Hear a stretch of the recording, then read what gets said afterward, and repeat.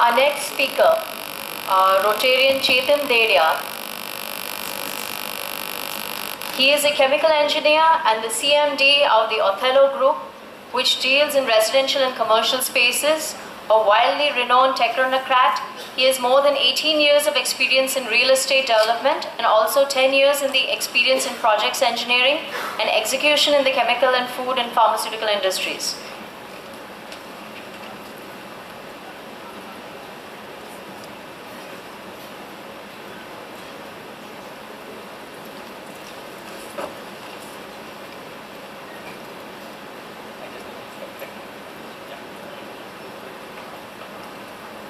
A very good morning to all ladies and gentlemen. Thank you very much for coming here. Should I say spoiling your Sunday morning, or should I say it's going to make it better? What do you say? Better. So, and thank you Rotary Club for giving us this opportunity to present our views to the audience. Thank you very much.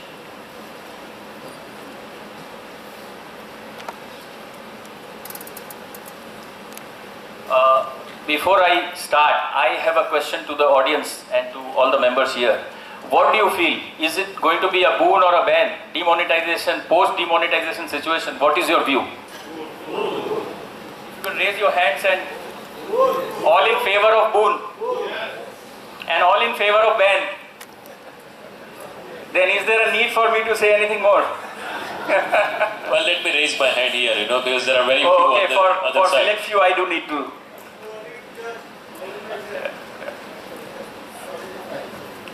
So what are the questions which are there in the minds of buyers and developers? Is it, like I said, what will be the impact on the market? Is it going to, like you see so many newspaper reports, 30% reduction in prices. So is it going to be true? Have we got properties at 30% less now? Or will developers offer more discounts, more mega discounts than what they were offering earlier? Is it right time to buy? Will land price go down? Yes? Very few. And developers' biggest dilemma, what do you do with the existing inventory? Whether the developers should come up with new projects. What is the future scenario? These are the questions which are going on in the minds of people here. And before I take up what is probably what might unfold post demonetization, let me just have a quick review of what is the current situation. Current in the sense pre-demonetization. What had been the situation? So real estate contributes 7% of our GDP, which means almost around say 7 to 10 lakh crores of total business is real estate in the country. It is the second highest employment provider. Recession is there in the real estate industry since last almost 4 years. And inventory build-up is almost like, say for around 2 to 3 years of inventory is already there. Even if there are no projects, new projects coming up, yet we have inventory worth 2 to 3 years of buying. Prices have been stagnant. So in a way there is some sort of a time correction that has happened. Inquiries are less. No, inquiries are there, but the transactions are less. Now what has happened is we see a lot of inquiries, but people are waiting for the right price. From buyer's perspective, they want the right price. From developer's perspective, they are unable to reduce below this point. They are already operating at a point where they are not making money, or they are making maybe 5 to 10% margins. If you look at the balance sheet of various companies, you will find that they are operating around -5 to +5%. And some of them in real red, deep red. The labor costs have gone up almost 100% over a period of last 4 to 5 years. Material costs have gone up by 25%. There is liquidity crisis in the market. And major segment of real estate over a period of last 5 to 7 years have already gone cashless. Like if you look at the affordable segment, which I am going to analyze in the next slide. So most of the affordable segment is already cashless. When I say cashless, I mean no black money. And it's also institution funded. Now if you look at this slide, pointer to the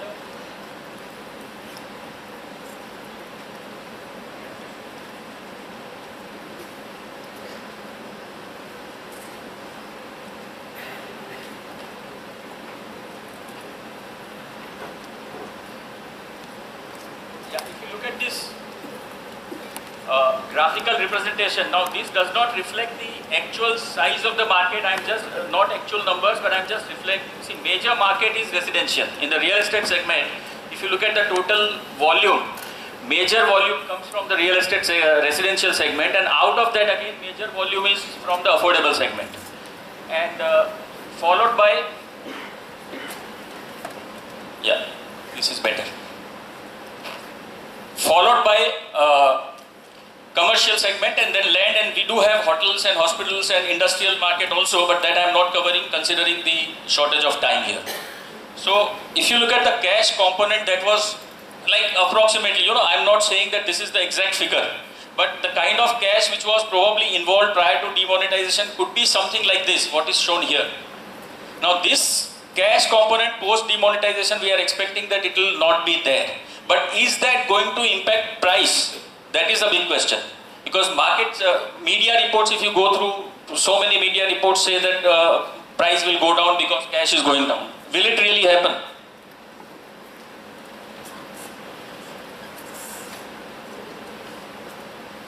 Before I answer that question, I'll come to the. I would like to give a short presentation on what was the money. How was it present prior to demonetization? There was a lot of black component. There was cash accounted money, and then there was bank money, and there are other assets. Now, post demonetization, what is happening essentially is fake money is getting out of the market, but the so-called black money. That money per se is remaining as it is. It is getting back into the system. That means the money is not lost. There is no loss of purchasing power. There is no loss of money in the system. So that is the benefit. That means, in fact, earlier cash which was probably hoarded by someone and it was lying in their lockers or somewhere is now coming into the system, which is going to increase the liquidity, which is going to make funds available, and it will rotate probably faster. Now what is happening to the wealth? Wealth is getting redistributed. Earlier pre-demonetization, there was more wealth probably with the affluent section. Now not that they are becoming poorer. I have not come across a single person who says that now I have lost money. Yet, a part of the wealth might go as a tax, and which means their wealth might get reduced by a bit. But the wealth which the rest of the people had will go up significantly. And that is going to actually impact the economy, it will impact the growth, and it will impact the real estate also. Because purchasing power is expected to go up with this. And therefore that black money which was earlier there is actually coming into the system and increasing the purchasing power.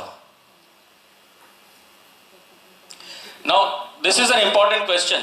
Let's assume that there were two buyers and they bought similar property, someone buying with 100% check payment and somebody buying with maybe say 30% cash, 70% check and 30% cash, whatever could be that figure. Now, are they going to sell this same property at a lower price just because cash has gone out of the system? What's your view? No. So clear no. That means that how can price go down just because cash is not there in the market? It's in fact good. Price may even go up. I'll explain you in the subsequent slides. So they would not mind paying taxes, but expect a price which is fair and decent, which is justified for that property. So price is, as I said, is not influenced really by the black money. It is price is governed by what is supply and demand, what is the intrinsic value of the property, what is the cost of acquisition of that property or cost of production, including black money. So what the benefit is that now onwards the transactions would be more, all the transactions would be through check, and therefore the tax collections would be more, and this is going to give us benefit only in future.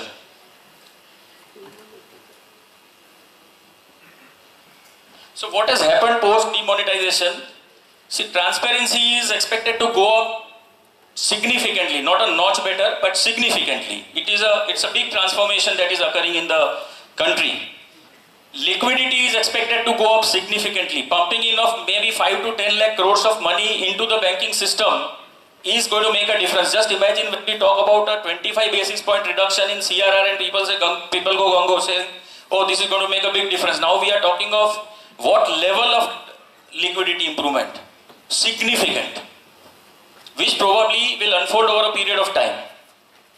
Then the RERA which is coming up, I think most of you are aware about the real estate regulatory bill that is coming up, which is going to increase the transparency, a lot of benefits. I'm going to cover that in the next slide. And also other simultaneous reforms which are taking place, like the implementation of GST over a period of time, Benami Transaction Act, and many other policies which are actually encouraging the real estate sector. So we'll go one by one. Now what is going to happen with more transparency? There will be more joint venture options.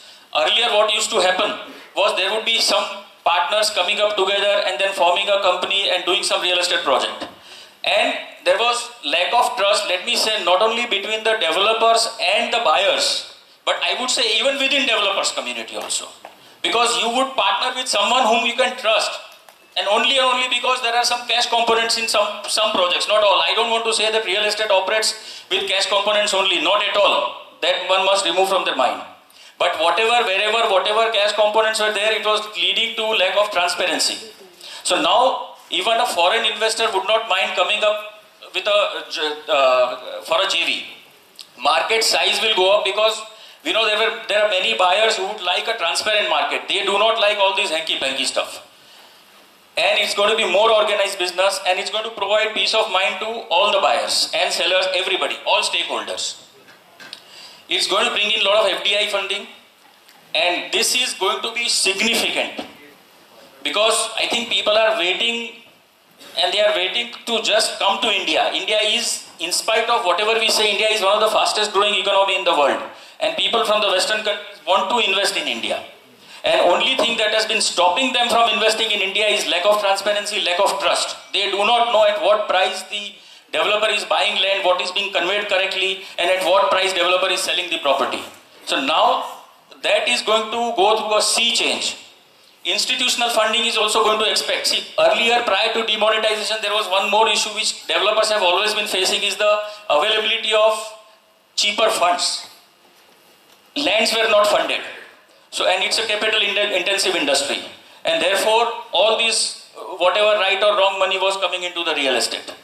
So that is going to change, and even pension funds from abroad would like to invest in India. So the kind of funding that we are expecting would be huge and no way comparable with the so-called loss of black money. And so that is going to make a difference. Ease of doing business with the maximum scalability. So earlier, when there is cash component in the business, like some developers would operate at their own local level because they can't operate and go to some other cities and operate in different cities because there is a cash component involved. Now, developers can operate across the cities, sitting from any one place, and the business is scalable, everything is accountable and easy to work with.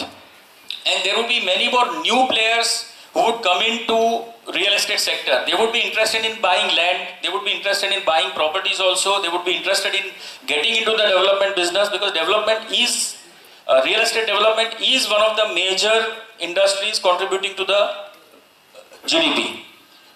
Buyer also will not force developers because this is also happening, that buyers are also forcing developers to accept cash. That is going to stop. And even developers would know what is their profit and loss. I think many developers might agree who will probably get into this business that they would not even know what is the profit and loss earlier. And the biggest source of cash that was getting generated in real estate, the reason is root cause, I believe. One of the root causes, major, is the land transaction. So when you buy land, the first sale of land itself involves cash. Now, when the buyer is wanting to sell that land, since he has paid in cash, he is expecting again cash in return. And that cycle goes on. And that cycle not only goes on, it increases. The cash component keeps increasing. Now this is going to stop because it is hitting right at the root cause of the problem. So that is going to reduce the cash component and cash business in the industry. Liquidity, liquidity is going to provide low cost. Because of better liquidity, developers will get low cost, easy funding, which is a good advantage. Buyers' borrowing power is going up. If you see this chart, see, for a 1 lakh rupee loan at 9% annual interest rate, EMI comes to 900. For the same 900 rupees EMI, if the interest rate goes down from 9% to say 7%, his borrowing capacity goes up by 16%, which means essentially he is getting 16% more money at no extra cost, which is a huge benefit.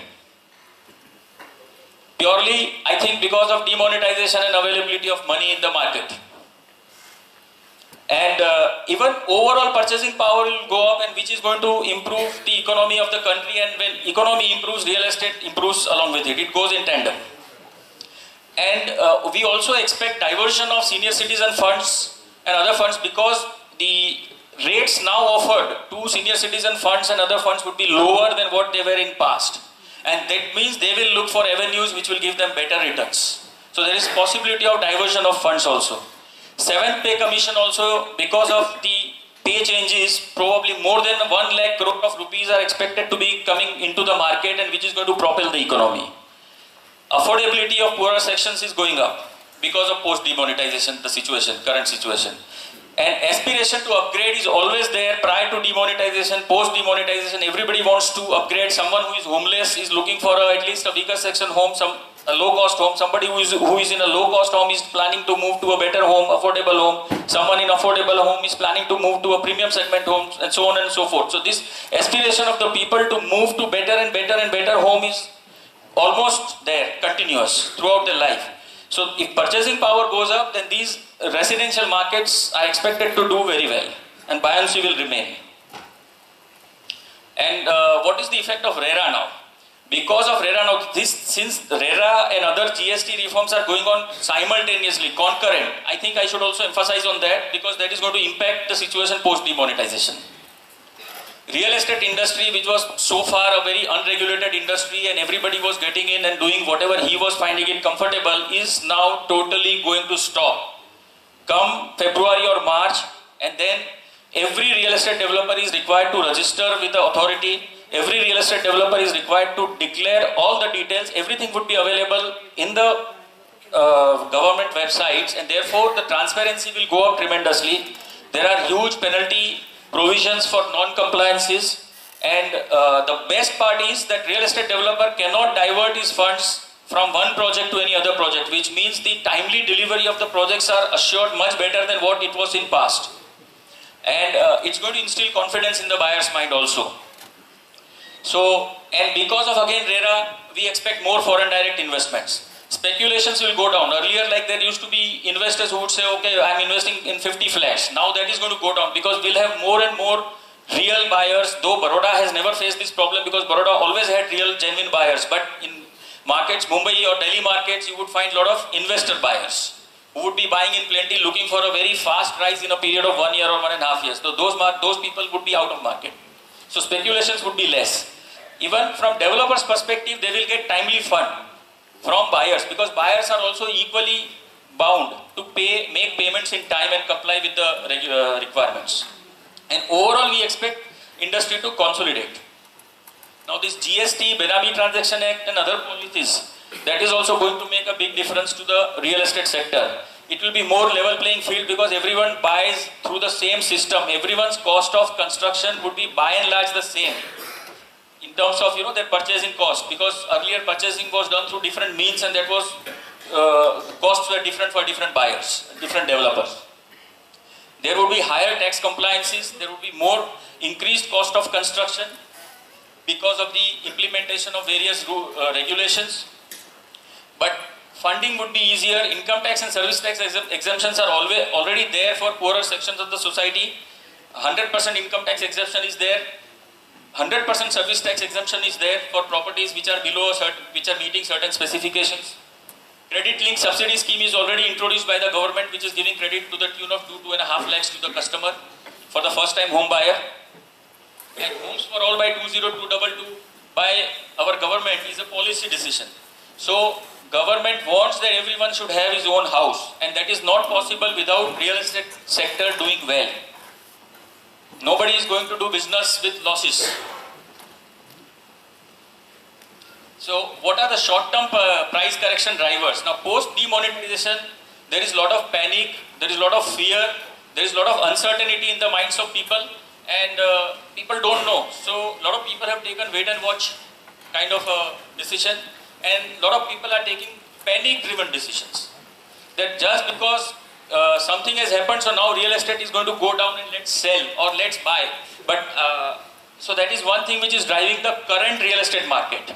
There is already oversupply of land, oversupply of finished property. Like I said, there is already 2 to 3 years of inventory in the market. So that is leading to, again, stagnancy in pricing. And there is a pressure on the pricing. Retail products which are already finished, which are completed, they are selling at a price which is discounted when you compare with today's land price. And the scarcity of this new cash currency and management of old currency by the people is again diverting the attention of the people from their normal regular work to this new, suddenly something has come up. And that's a reality I am talking about. And that has also led to unfounded fear, which is again leading to panic pricing. But this, I believe, are all short-term things. These are going to maybe keep the prices under pressure for over a period of maybe 3 months, 6 months or something like that. But long-term, if you look at the long-term parameters which are going to boost the real estate pricing, then RERA compliance is going to increase the cost of many developers. Not all, because some of the developers have already been, they are already complying with RERA, irrespective of RERA or no RERA, they have been complying with the situation, the RERA norms. But overall, the market price, expected price will go up. Taxation compliances are going up now. So that is also going to lead to increase in the price of property. Smart cities, now this is also going to increase because the property valuation depends a lot on how the cities are developing. So that is going to increase the prices in those cities which are already declared as smart cities. Higher regulatory compliances are also putting pressure on the pricing, and labor reforms are also putting pressure on pricing. Already labor costs have doubled, and on top of that, these labor reforms are going to increase the cost of labor further. So overall, what is the scenario? Likely scenario. Now this probably would be interesting for most of you. What we are expecting is that residential segment, which is a major chunk of the real estate market, we expect it to remain stable. And our experience, and also while talking to many developer friends, our experience is that by and large the inquiries and conversions, pre-demonetization and post-demonetization, it is almost same. There is no change in that. You look at the residential premium segment, then there is a possibility of prices remaining stable to under pressure, depends again on the type of development, location, etc. Real estate is a highly localized business. Nothing can be generalized across the board. Commercials and showrooms would be also remaining stable. Shops might be, those who were investing just for the investment purpose, might be it's under some kind of pressure. NA land would remain stable because they are all at a developed locations, and land is something you can't generate, and therefore land prices do not come under that kind of pressure also. But agricultural land could be under some kind of pressure on a short-term basis. Hotels, healthcare, industrial land, all would remain stable and will all depend on how economy grows. And for developers, I believe personally that it is the beginning of golden era. Like we are actually entering into a situation which is going to be far superior than what we have gone through in last 15, 20 years, 25 years. It is a time available to developers for improving our systems, standards, everything, and restructure our business operations, remodel them on the lines of what is expected by buyers, what is expected by government, and what is also expected by our stakeholders. And so it's a time to either consolidate, to improve, or transform, or exit from the business. But I believe demand, transparency, low-cost funding, domain expertise, all these things will lead to a robust growth for all of us who are in the business and changing with the business requirements. And one more thing that's going to happen, like there is always this tussle going on, whether the price will go up or go down. I personally believe that developers have reached a price point which is not possible to reduce. And buyers have also reached a price point which they are unable to really increase their budget. Now, so probably a midway solution that will come up, and that is already happening also in some areas, is like, resizing of the projects, resizing of the product. Because somebody wants at a certain location, so only way out is reduce the area or something like that. and bring it to the affordability levels. And long-term scenario that I see is that it's going to be a win-win situation for everyone. If country does well, real estate has to do well, and and all of us have to do well. So that's what I see over a long-term period. And I would like to just end with a quote, what Warren Buffett said, that it is wise to be fearful when others are greedy, and greedy when others are fearful. So, thank you. Thank you so much, Chetan bhai. હવે અત્યારે actually તો બધાને greed જ દેખાય છે, કોઈ fearful તો અહીંયા બેઠેલું દેખાતું જ નથી, because you asked in the beginning and everyone says it's a good. But I believe that there will be some questions for sure for Chetan bhai, કારણ કે reality is something which affects everyone sitting in this audience in more than one ways. So please send your questions to the given number, and we will take up the questions immediately after all the presentations are over. I request Rotarian Bharat Desai to please come forward and present a moment to Chetan bhai.